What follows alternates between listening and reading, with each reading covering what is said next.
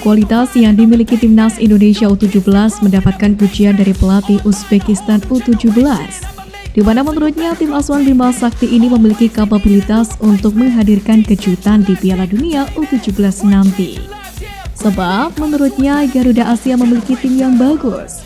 Sementara untuk anak asuhnya sendiri saat ini tengah fokus mempersiapkan diri menghadapi laga pertama melawan Mali, di mana duel tersebut dijadwalkan berlangsung di Stadion Manahan Solo pada Jumat mendatang.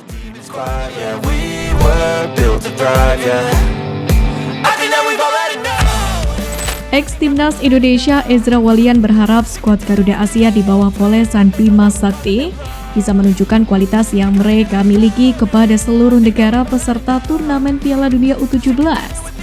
Pada kesempatan ini, Ezra Walian mendorong timnas Indonesia U17 harus memiliki keyakinan, sebab semua warga Indonesia ingin timnas memanfaatkan kesempatan ini, dan para pemain timnas U17 harus mewujudkannya.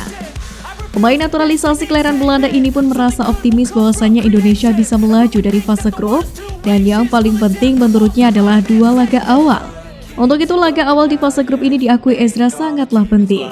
Karena itu, Indonesia harus menang di pertandingan pertama. Jika bisa menang, maka akan menang di pertandingan kedua.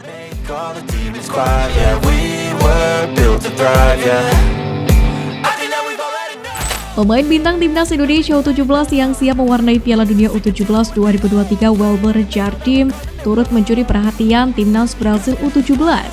Sang pemain sendiri merupakan pemain diaspora timnas Indonesia keturunan Brazil.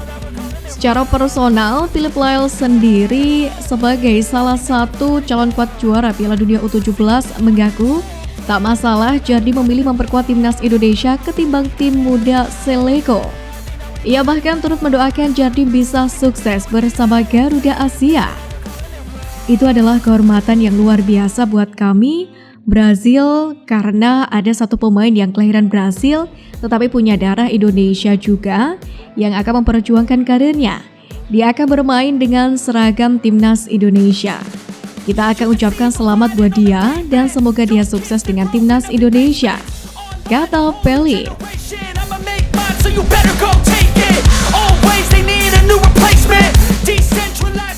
Timnas Indonesia di bawah komando Sintayong memang memperlihatkan perkembangan yang signifikan mulai dari fisik, strategi hingga turnamen yang diikuti oleh skuad Garuda.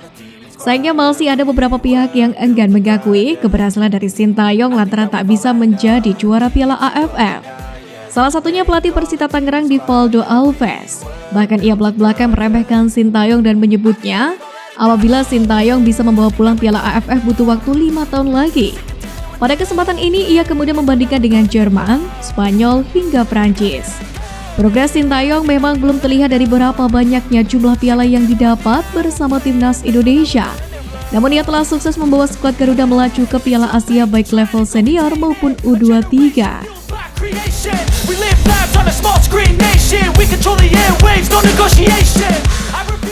Sejak mulai menangani timnas Indonesia, Sintayong telah banyak menaturalisasi pemain yang berkarir di benua biru. Di awal kepelatihannya, kebijakan naturalisasi Sintayong ini oleh negara tetangga dianggap sebagai cara instan yang berusaha ditempuh Indonesia untuk mendongkrak prestasi. Lalu saat Indonesia berkali-kali gagal menjuarai Piala AFF di level senior, meski telah menggunakan pemain naturalisasi, kebijakan ini jadi bahan untuk ditertawakan. Namun, kini pelan-pelan proses yang dilakukan Sintayong membuahkan hasil. Terbukti dalam beberapa pertandingan terakhir, permainan timnas Indonesia terus mengalami peningkatan. Menghadapi tim-tim besar peringkat 100 besar FIFA hingga juara Piala Dunia 2022 pun, Indonesia tidak gentar. Tak ayal, segenap negara di Asia Tenggara pun mulai berusaha meniru kebijakan Sintayong. Contohnya adalah Malaysia. Namun tidak seperti halnya Indonesia yang menaturalisasi pemain keturunan, Malaysia tanpa pandang bulu menaturalisasi pemain yang menurutnya bagus.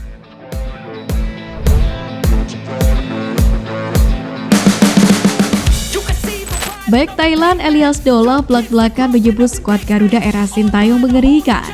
Bahkan pemain Bali United itu tak ragu menyebut timnas Indonesia bakal menjadi saingan terberat Thailand di Piala AFF edisi selanjutnya. Kebijakan potong generasi yang dilakukan Sintayong dan tim pelatih dianggap sebagai penyebabnya, dan menurut Dola, keputusan jenius tersebut bisa menghadirkan masa depan cerah bagi skuad Garuda. I think that we've all had enough. What keeps you up at night, yeah. Make all the demons quiet. Para pecinta sepak bola tanah air kini dapat berharap lebih banyak pada pertahanan timnas Indonesia yang semakin kokoh dengan kehadiran Justin Hubner. Dengan segala potensinya, Hubner menjadi tambahan berharga dalam lini belakang skuad Garuda yang kini menimbulkan kegaguman lawan-lawan mereka. Keputusan untuk melakukan proses naturalisasi kepada pemain ini tidak diambil secara sembarangan, sebab Hubner memiliki reputasi yang mengesankan di Wolverhampton Wanderers U21, di mana dia bertindak sebagai kapten dan menjadi pemain kunci yang berpotensi untuk segera debut di tim utama. Selain itu, meski usianya baru 20 tahun, Justin telah menunjukkan ketenangan luar biasa dalam menjaga lini pertahanan.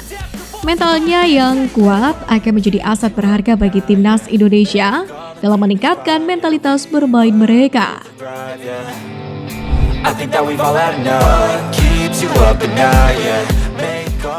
Borneo FC nampaknya kurang puas usai mendatangkan gelandang William Pluim.